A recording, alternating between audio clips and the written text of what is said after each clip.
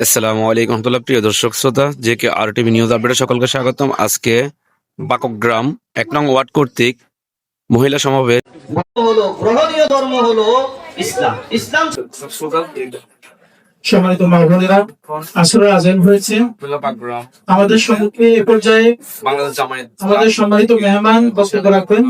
Meeting রয়েছে, যেটা হচ্ছে এ পর্যায়ে আপনারা যারা বসে আছেন, মেহরবানি করে সম্মানিত মেহমানের বক্তব্য শোনার জন্য আমি সবাইকে বিনীত অনুরোধ করছি। আমাদের সম্মুখে উপস্থিত রয়েছেন বাংলাদেশ জামাত ইসলামী 14 থানার সম্মানিত নেত্রী, আমাদের আজকের অনুষ্ঠানের সম্মানিত মেহমান জনাব রাহেনা আক্তার রেনু। আমি আপনাদের সম্মুখে নসিহত পেশ করার জন্য বিনীত অনুরোধ করছি।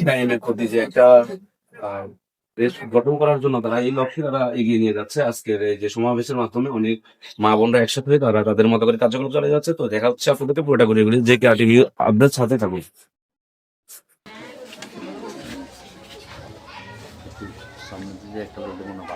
হ্যাঁ, মনের চেহারা না দেখলে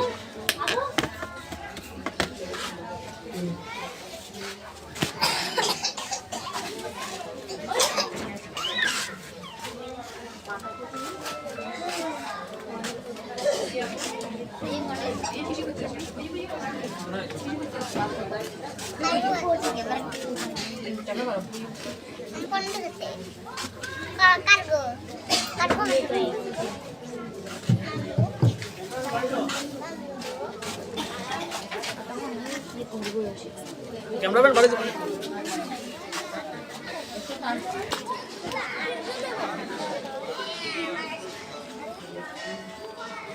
হ্যাঁ কে কইতেন নি না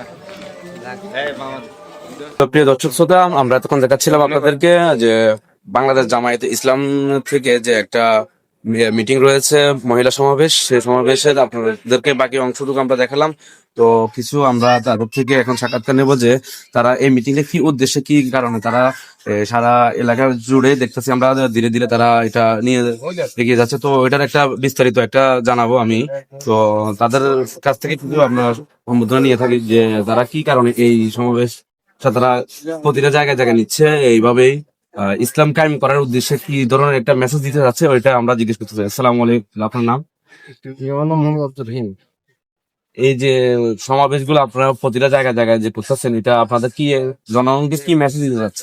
আমরা জনগণকে মেসেজ দিতে চাচ্ছি একটি ইনসাফ পূর্ণ এবং কল্যাণমূলক রাষ্ট্র প্রতিষ্ঠার লক্ষ্যে বাংলাদেশ জামাত ইসলামকে ইসলামের কোনো বিকল্প নেই। তারই ধারাবাহিকতায় আমাদের এই আসনের প্রার্থী বিশ্ববরণ্য এবং আন্তর্জাতিক মানের নেতা গাড়িপাল্লা মার্কা সমর্থনে বিজয় করে আমরা এই দেশের উন্নয়ন বলকে এবং মানুষের কল্যাণের জন্য একটি দুর্নীতিমুক্ত সমাজ এবং গঠন করার লক্ষ্যে আমরা সমর্থনের দাঁড়িপাল্লার পক্ষে আমরা নির্বাচনের করার লক্ষ্যে তো গ্রামের এই এলাকার অঞ্চলবিহীন মানুষ, তো আপনাদের কাছে কি মনে হয় যে মেসেজটা আপনারা সাধারণত জনগণের মাধ্যমে চলাইতে পারছেন যে আগামী দিনে আগামী যে একটা